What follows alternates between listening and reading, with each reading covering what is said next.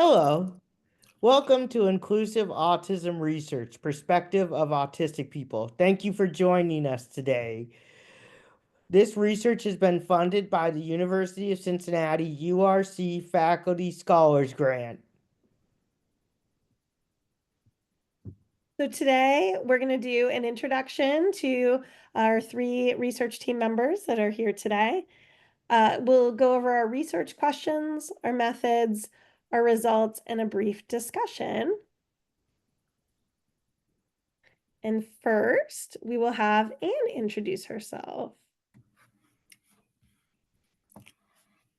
Hi, my name is Ann Stevenson, and I am a graduate of the Transition and Access Pathways TAP program at University of Cincinnati. I was involved with the Speakers Bureau and wrote a speech in front of over 100 people my senior year of college. How I would describe myself is I'm a hard worker, I'm a disability rights activist, and I care about the disenfranchised. Relevant identities that I have are autism, nonverbal learning disorder, and moderate attention deficit hyperactivity disorder. Our work is about autism and facilitating research to understand more about the condition with people. And I also am on a sexual health project for people with intellectual and developmental disabilities. And I really like coding with my boss, Lori Vincent, because I get to add more information to the project as needed.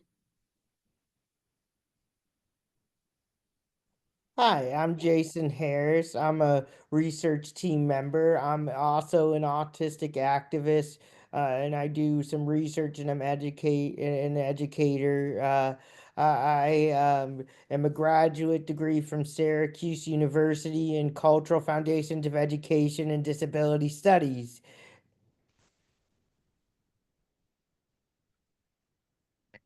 Hi, I'm Lori Vincent. I'm an assistant professor of school psychology at the University of Cincinnati. I have been working with people with intellectual and developmental disabilities for over 20 years in different settings. I identify as a cisgender, heterosexual female, and white. I do not have a disability or neurodivergence. And so now Anne is going to talk about our research questions.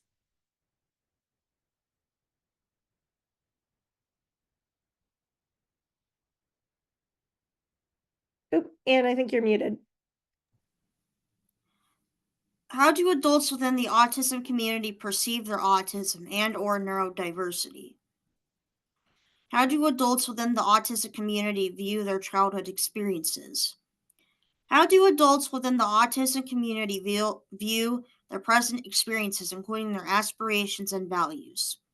And lastly, what supports and services are wanted by adults within the autism community? Great, thank you. And for today, when we focus on the results, we're going to focus on the results from research question 1. And so now Jason's going to talk a little bit more about our study. So you can see there on the screen, or we have there on the screen that there's a flyer that we use to recruit. It's a recruitment flyer. It says Inclusion That Matters Adult Autism Research Study. We sent that flyer to the University of Cincinnati TAP program, the University of Cincinnati IDD Center, Regional Autism Advisory Council, the USAID, or the Center of Excellence in Len program, and the Cincinnati Children's Hospital Division of Behavioral and Pediatrics newsletter and social media. Of that, we got 41 people who were initially participants, but due to concerns about authenticity and repeated complications of the interview, we did a follow-up focus group that included a survey to identify when IP addresses were used more than once and our locations did or did not align with the reported locations. And from that, we felt comfortable with 9 interviews that we included in the data analysis, and 2 of those participants attended a focus group. Of that, 45% were of those 9, 45% were male, 22% female, 22% non-binary, and 11% preferred not to answer. 67% white, 22 multiracial, and 11% Asian. And then 56% ages 18 to 24, 33% ages 31 through 35, and 11% ages 40 through 50. The procedures that we use, where we did anonymous demographic surveys provided via Qualtrics with the option to complete during the interview, and the interview asked questions and fill in answers for accessibility. And the interviews themselves were completed in person or virtually. Cameras were not required to be on based on feedback from research team members that many autistic individuals are more comfortable with them off. Um, the thematic, and oh wait, is this you? Sorry. Oh, no problem. It took me a second to unmute. So, once we had all of our interviews, we used thematic analysis as a inclusive team to code our data. So the first thing we did, we had an AI software that transcribed the interviews, and then 1 or 2 research team members would go through and check the accuracy of the transcripts. Then once we had all the transcripts, everyone on the team reviewed all of the transcripts and or watch the interviews or listen to the audio. So we had multiple choices, but everybody reviewed all of the 9 interviews. And then based on that information, we began to develop code. So we'd meet sometimes all our entire research team, which is 5, sometimes in pairs, and Anne did a lot of the coding. And so we developed codes based on the transcripts that we had, and then we kind of coded until satiation of codes, which we did code all of the 9. Some of the other ones, which again, we later got concerned about people possibly using AI or participating multiple times. And so as we're preparing to do our focus groups, we did have a survey that participants completed that just sort of tracked and could see if multiple people were, or one person was completing multiple times, or was from an area that they weren't reporting that they were from in the interview. Because unfortunately, that was not something we had thought about, but when our poster got added onto social media, I think it got sent to a broader population. We wanted to make sure that we included the voices of autistic people, but also that we weren't including any voices of people that are participating that may not hold that identity. And so again, based on the codes that we created from those interviews, we developed some themes, which we're going to share some of those next. And right now we're still reviewing our themes, and we're doing focus groups to get feedback from the participants, to ensure that our themes align with what the participants were saying. So next, Jason's going to share some of our themes. So some of the themes that we found were language preferences. Participants in the study had different preferences around language, around autism. Some participants preferred identity first language, autistic person, and some preferred person first language, person with autism. And some expressed that they were flexible with their preferences. We also had themes around what does it mean to have autism, different perspectives and way that people felt that they had different perspectives and ways of thinking, that they had a better understanding or wanted a better understanding of themselves and accepting of self, and that there was challenges with neurotypical people or the lack of understanding from neurotypical people, or as you can say, stigma. So, in understanding autism, we had different strengths of autism and challenges of autism. We had things that were based mostly on or solely on social or societal stigma, uh, stimuli or things, and then things that were a mix between societal and physiological, as there was nothing that was solely physiological. Some of these included different perspectives, connection with others, honesty, friendlier, feeling self-conscious, overwhelmed or overstimulation with the environment would be one that was a mix of both. Um, we also saw a theme that there was a lot around the societal view of autism and that there was a lack of understanding from non-autistic people and a desire to break down misconceptions. And here are some of the themes and the values that people had. The words themselves are randomly sized and do not correlate with the amount that they were actually said. Some of those are self-acceptance, kindness, empathy, acceptance, independence, social justice, among others. Um, oh wait, were you doing limitations? I can, yeah. Oh, I Uh, forgot which who was doing what. Sorry. That's okay.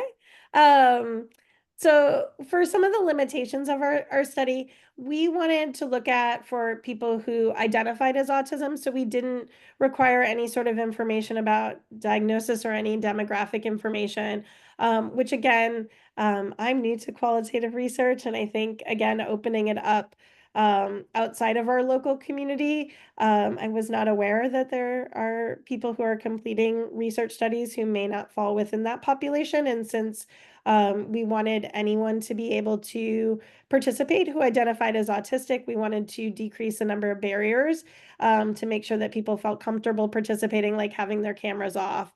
But that also came with some challenges, again, of making sure that we are representing authentic voices of autistic people and their perspectives. Um, so we had participants who used voice output systems, but we weren't able to include any participants who were unable to answer an open-ended question independently, simply because our questions were open-ended. As we've created some of our themes, we would like to follow up and maybe have some choice options or other things to include participants with different levels of communication. But since we were developing themes and just wanted the interviews to lead our data process, we needed participants who are able to answer those open-ended questions. And again, we talked about the concern of, since we didn't collect any information on participants, we did spend a lot of time looking at transcripts. We ran our questions through AI to see what kind of answers they would give and those types of things. It wasn't something we initially thought about as a concern, but something, as we had 4 different people doing interviews, all very quickly. And so as soon as we kind of became concerned about people repeating or potentially inauthenticity of participants, then we stopped. Because again, we do know many of our participants were autistic and we wanted to share their voices, but we also wanted to make sure that we weren't sharing voices of people who maybe don't hold that identity, but we're speaking for them. So trying to balance those two things was a learning process in our research journey. Anne's going to talk about some of the benefits of our, so we have an inclusive research team. We had 3 other members who are graduate students who do not identify as autistic, who are also part of the team. Some of them do have family members who identify as autistic, but it's just the 3 of us today. But Anne's going to share what are the benefits of our team approach and our team. Um, so the benefits of having a team that's inclusive is to get to learn more about people who are disabled and being able to allow them to be able to help out their community. For example, I'm going to be helping out the IDD community with sexuality and sexual health. So I think including people with disabilities is a must. So there's less stereotyping or discrimination against people, I guess. Awesome. Thanks, Anne. Um, some other benefits that we noted, we are able to ask participants if they are more comfortable having an interviewer who also identified as autistic, and some participants did, and I think that really allowed interviewees to feel more comfortable, which is a really nice benefit. And then I just wanted to say as well, when we were coding, since we all coded together, there were just a lot of different ways of looking at the data and developing those themes that I think our team collaboratively was able to do that we wouldn't have done if it wasn't an inclusive team. And I think the project just really benefited from having lots of different perspectives. We did have some challenges, more logistical. This is the first time our team had worked together, but as Anne mentioned, there's a sexuality and sexual health inclusive research team that we have, and we have some other research projects as well that we're beginning. One challenge we had was the inaccessibility of the research ethics training required by our institution's review board for research. So we've worked with them and gotten a few other research ethics trainings approved that would be more accessible to lots of different people. So that moving forward, hopefully will not be a barrier. We just also had, there were a lot of procedural forms and things that were a little bit challenging that we're still working through with that IRB process. We had some logistical challenges around payment, which everyone was very patient with, but that is a problem moving forward that we want to make sure that everybody gets paid in a timely manner. Also thinking about who does which tasks. So I think as a team, we were really strong in identifying each of our strengths and doing things that work to our strengths. But also I can say for myself, I like to be organized and I like the executive functioning stuff. But I found that some of that became a little bit taxing for me. And I learned that I needed to do a better job of not just sticking with the tasks that I knew I was really good at and spreading that out a little more. And I think as we're in our second year as a team, we've been doing more of that. And sometimes stepping outside our comfort zones, which I think has been good for all of us, which is great, and just kind of spreading around the tasks a little bit differently. We had still have some logistical challenges with scheduling meetings. It's just hard with really busy team members who are all doing different things and different activities, but we figure it out and make it work. And again, because not everyone could always attend meetings, so just making sure everybody was up to date on what we were doing and what everybody's role was. Power sharing is something that I was reflecting on a lot during this process. On another inclusive team, we talked a lot about that. It was great. This team, I feel like we were a little bit of a smaller team, and so we were able to have good rapport with each other, and many of us had worked together before. But just being very conscious too of how we're working as a team, making sure everybody has an equal voice on the team and opportunities to participate. And then future challenges, continuing to expand our team. So how do we continue to find team members who want to do research with us? So those are the things coming forward. But just to end, I thought each of us could share one thing that we really enjoyed from this research or the research team. Jason, do you want to start? Yeah, sure. I liked a lot of things. I mean, the people. I liked doing the interviews and hearing the interviews and what people, whatever autistic people were talking about and stuff. I thought that was cool. Thanks, Jason. And do you want to share?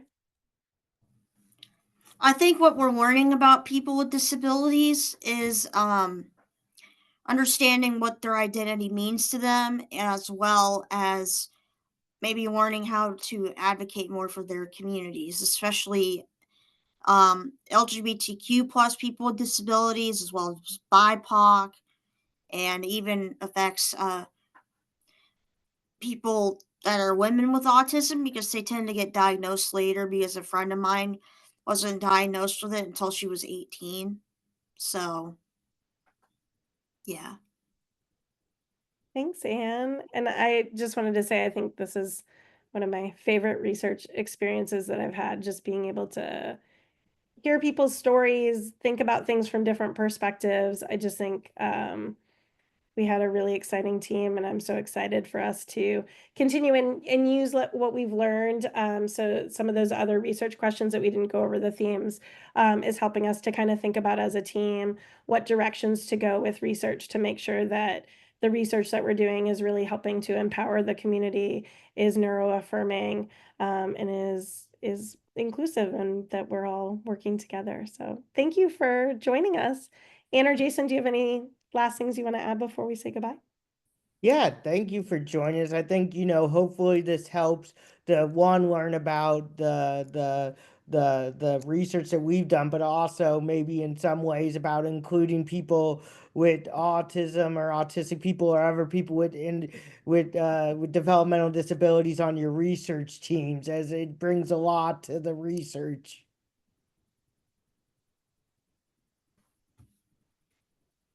I think that including more people that are BIPOC or LGBTQ plus would be an addition, because people with those identities even have a much harder time having disabilities because of stuff like institutional and systemic racism within medicine. That's been a big issue for a really long time, as well as like putting those groups too in institutions where they don't have a lot to do during their day and just easily get exploited. Absolutely. Thank you guys, and thank you everyone for joining us. And please feel free to reach out if you're interested in learning more about our team or our research. Thank you.